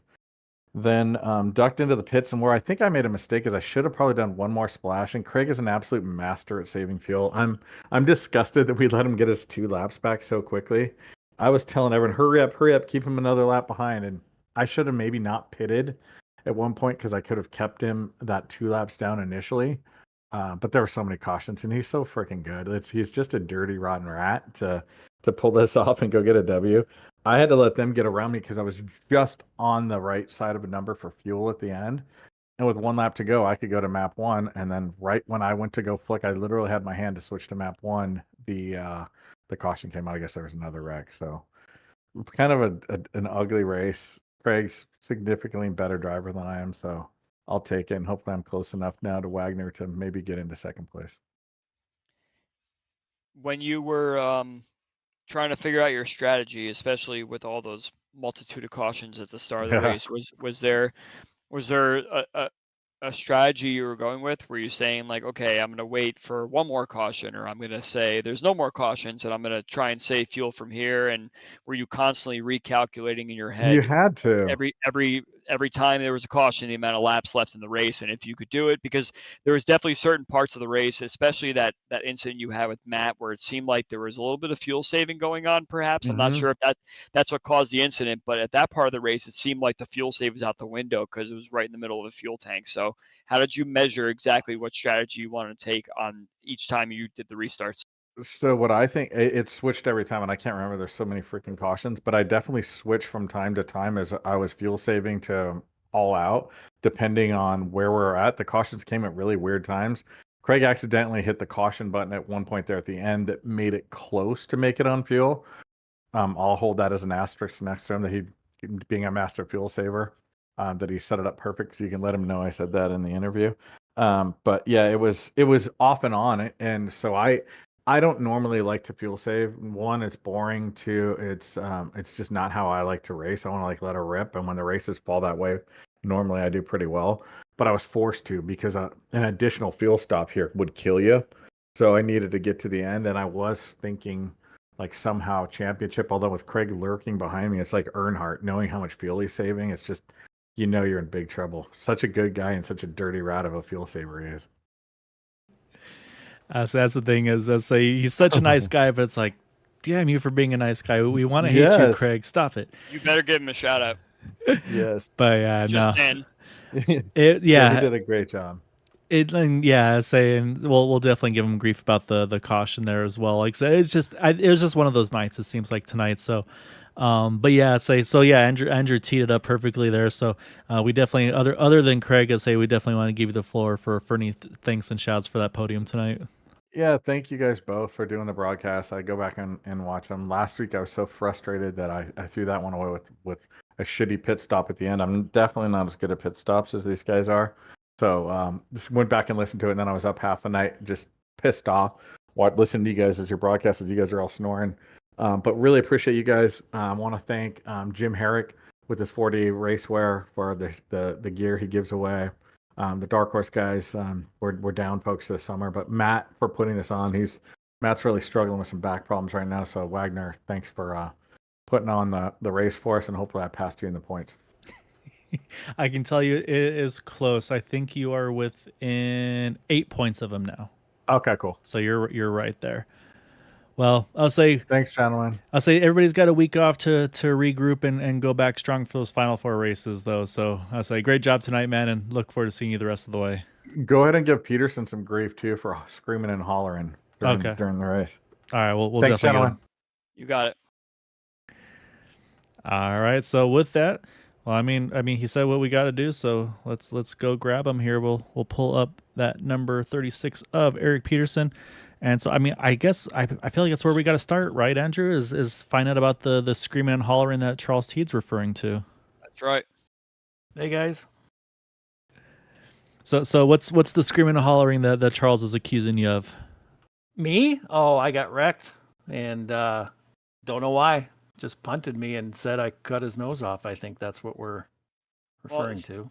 To shed a little more light, if you go back and watch this later, I gave you a lot of grief during that stint right there, because it seemed like you were doing sort of a yo-yo effect where you were able to catch up to the pack, and then all of a sudden a certain line you took would have you drop back, and everybody just kind of piles up behind you. So I'm wondering, almost after that incident happened, that you might have been carrying a little bit of damage where you didn't get the top speed you wanted, because cars ahead of you were getting a little more speed, it seemed like, than you, and it might have kind of thrown some of the drivers off behind you that may have thought you would have gone faster into one. But go ahead. Well, I was in map 5 just trying to save fuel, and I knew that I got back there a little bit, so I dropped it down to map 1. I was just catching up and just biding my time, and I don't know. Is what it is. Well, I think actually that's after the wreck happened and we were discussing it. That's exactly what Gael had said that might have been the case. You might have been playing, or there are situations where the drivers are kind of playing around with the fuel maps a little bit, and that might have caused a situation that a little bit of miscommunication. But go ahead, Gael. Yeah, no, and that was so something I say. I mean, I'm obviously still learning these things as we go, but do you ever find it where you have to kind of balance to find that right fuel map balance where it's okay, I'm gonna map 5, go full save, and then you start to see that interval kind of go the wrong way to the car in front of you. It's like, okay, let me try map 4, map 3. Yeah. Like, does it take some time to kind of find the magic one, or is it just an always kind of an ever moving target because of you never know the pace of the guys around you? Yeah, it's just the magic, like you said, the magic number, finding the right line, because you're trying to find clean air so you don't push where you have to let off the throttle in map 5 because you have no power to catch up. So you're trying to keep that distance. And I probably, messed up a line or messed up something or got some dirty air where I had to get out of it, running late in the run like that. We were coming, I think when I got wrecked, I was literally going to pit in like 3 laps. So I had almost 32, 33, 34 laps on those tires. So they were going. So but yeah, the gap, and then I'd close it back up. And, I was just trying to maintain, is all I was trying to do, is just maintain my position on track. But, I was just running that high line up in there, and, I didn't cut him off or anything. So I know he just ran right in the back of me. But, Well, I mean, he still had a good That's what it is. recovery. And Yep. then I'll say, obviously, Teed's definitely not a fan of the fuel saving. What's your mindset on the fuel saving side of things for racing? I mean, it's good if everybody just gets a line and minds their P's and Q's, I guess. But when you're racing that hard, you got guys that are on different strategies that are flying up through the field or want to get up front. That's fine. But the hard part is trying to just maintain that top. What is it, like top 5, top 6? If you can fuel save. You can do some really good fuel save in there. But once you drop back, and then of course if you lose that gap, and then the hard part is starting in the back. If you start way back, it's almost guaranteed you're going to lose the lead pack. You're going to have 2 groups separate, and then you just got to burn so much fuel to get back up to the front. So, but it worked out well. I mean, even though it was frustrating to get, to have that happen, it still ended up being a good race. I still ended up finishing second. So can't complain.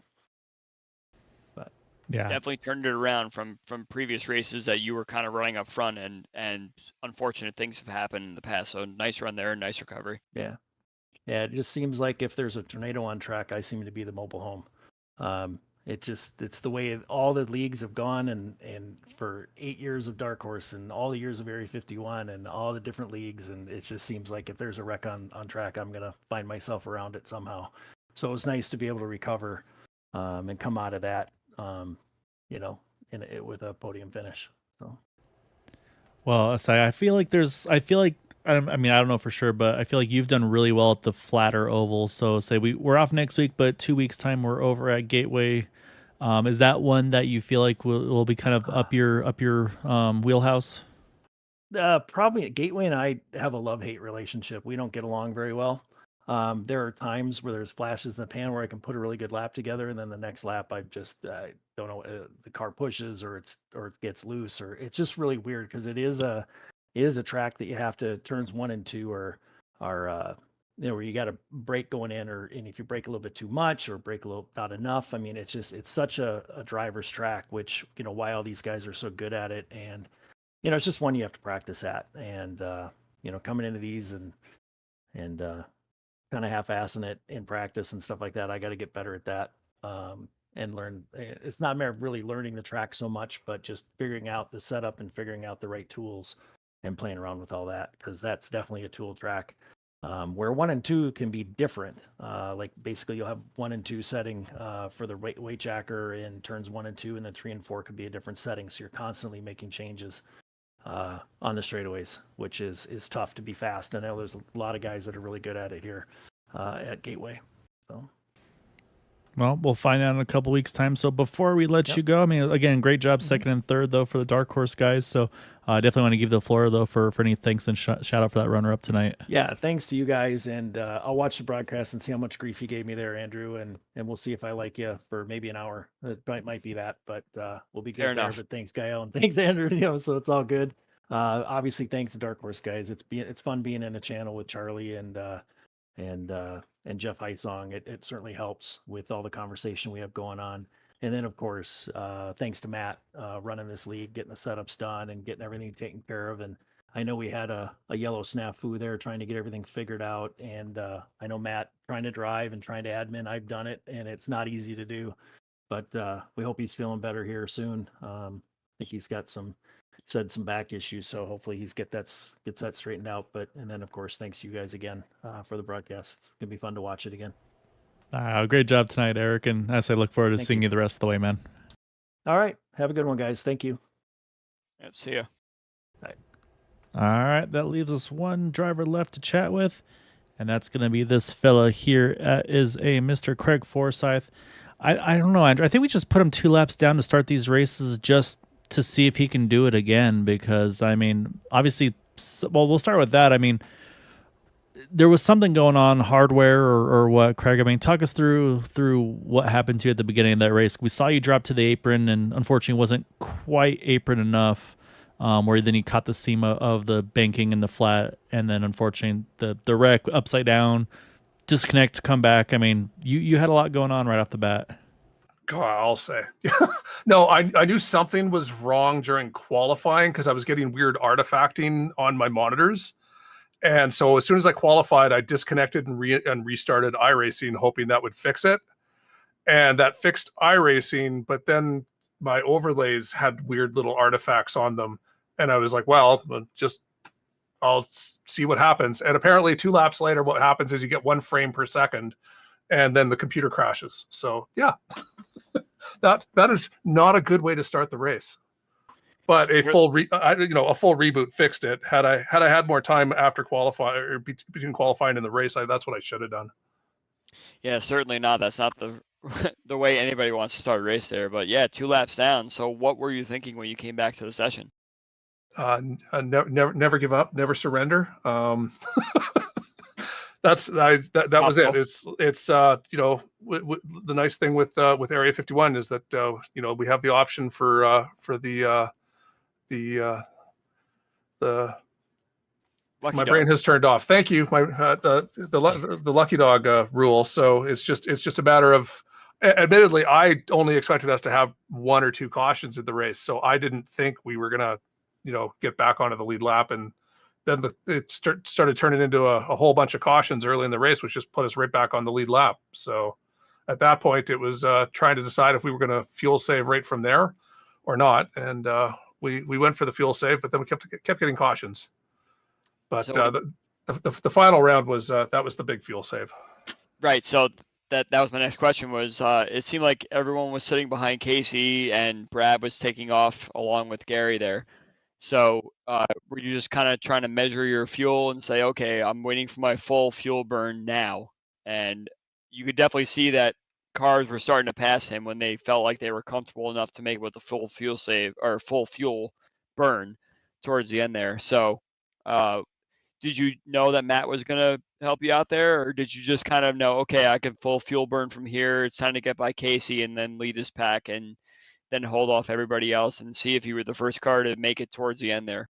It turned out to just be perfect timing, because when Matt passed me was when I was also good to go map 1, because I'd been hard fuel saving that whole time to maximize that how long the number of laps I could go in map 1. So at that point, I knew that if I stuck with Matt, 2 cars was going to be even faster. So as long as I kept up with them, and then I can't remember who else came through. I think it was Casey came through as well, which I'm more than happy to let it. 3 cars in map 1 is going to be even more even faster. So it just got better and better. So I know Eric was ready to mount the charge there, but I think we were good at that point. We had the half second going towards the last lap. I was feeling pretty comfortable before the caution came out. So you knew that you wouldn't run out of fuel at the end of the race. You were good to go. No, yeah, we were good to go in map 1. As I said, whatever lap it was, I think it was 9 laps or 10 laps to go when Matt passed us. I was already getting ready to transition to map 1 anyway. Yeah, so I'll say so. Do you wanna throw the accusation by a certain podium finisher, or you want me to do that one, Andrew? Go for it. So there was a caution right on a restart, and sounds like it was a misclick, but. So there's accusations flying that may have benefited a certain expert fuel saver that who will not be mentioned. I may have been trying to clear black flags when I hit the caution button. Yeah, that may have actually happened. Is that actually the caution that that did it? Was that the last caution?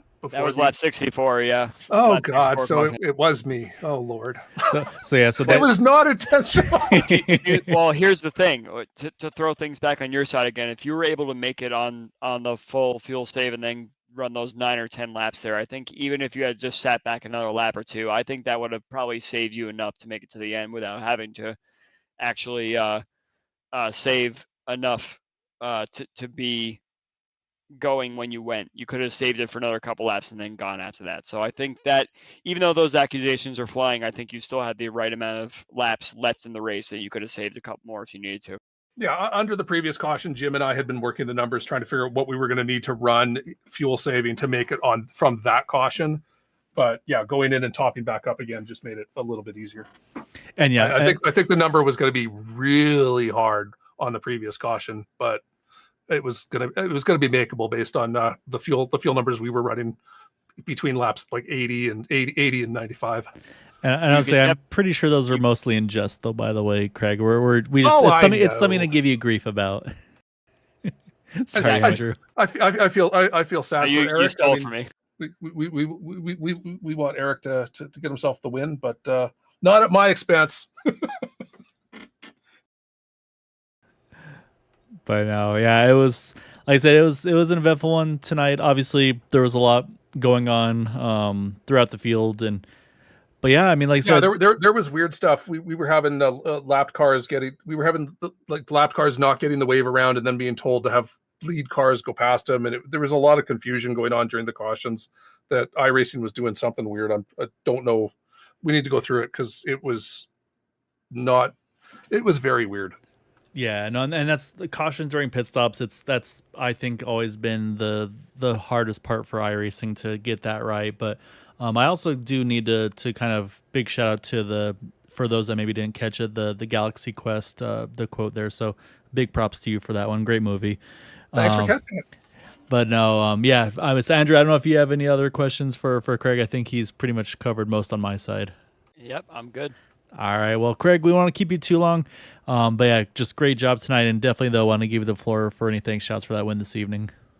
No, I mean, I got to thank Jim over at 40 Raceware. I mean, he got caught out speeding, and then iRacing was another one of the weird things where iRacing was telling him to drop to the back, but no one else was getting the instruction to pass him, and all kinds of stupidity that way. More iRacing dumbness.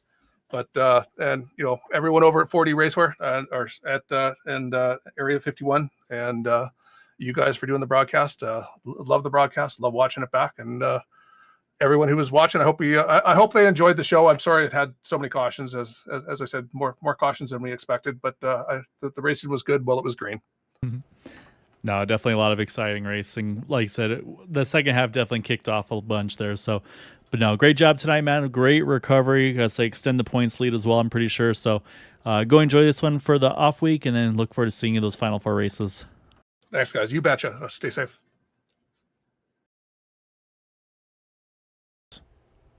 All right, Andrew. That is our race winner in that number 99 of Craig Forsyth.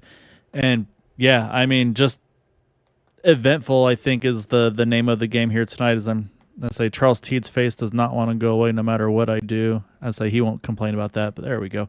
But yeah, no, just a wild one here tonight, I think, is the best way we can put it. Again, there were some new names, new faces, maybe a couple returning names and faces that are familiar with the league, but maybe not these cars a little bit. Yeah, I say it was just, there was a lot going on tonight, I think, is the best way to sum it up. I think that we rejuvenated this league here, and I think we're going to see some of these guys come back and maybe get a little bit of retribution. These new guys that showed up tonight and were racing out up front, they were stout. They were definitely worthy of being in this league and everything. So I think that we'll see some better participation to finish our season out here, and I'm looking forward to it. Nah, it's going to be a lot of fun. Yeah, I'm looking forward to, like I said, 2 weeks time, definitely going to be a challenge over at the Worldwide Technology Raceway or Gateway. But man, I mean, finishing off at Texas, Kentucky, and Auto Club, those will be some quick races where these guys will be going same thing, fighting tooth and nail. And I mean, Auto Club at the finale, like if it's not going to be Indy, I think Auto Club is pretty much the next on my list for those ones. So It's going to be a lot of fun. So thank you guys all so much for watching, for supporting us here at Green White Checker TV. We'll be back on Thursday night for the Super Speedway Xfinity Series. Fingers crossed, no DDoS attacks this time to push it back yet another week. And then, of course, back on Sunday night for the Super Speedway Truck. So, Andrew, as always, a pleasure doing these with you, man. It's a lot of fun. Love the insight and the technical details that you know. It definitely helps me out a ton as well. So, and yeah, thanks to all the drivers, again, everybody watching that chats with us and everything. Look forward to seeing you again in a few nights' time. Till then, take care, stay safe, have a good night.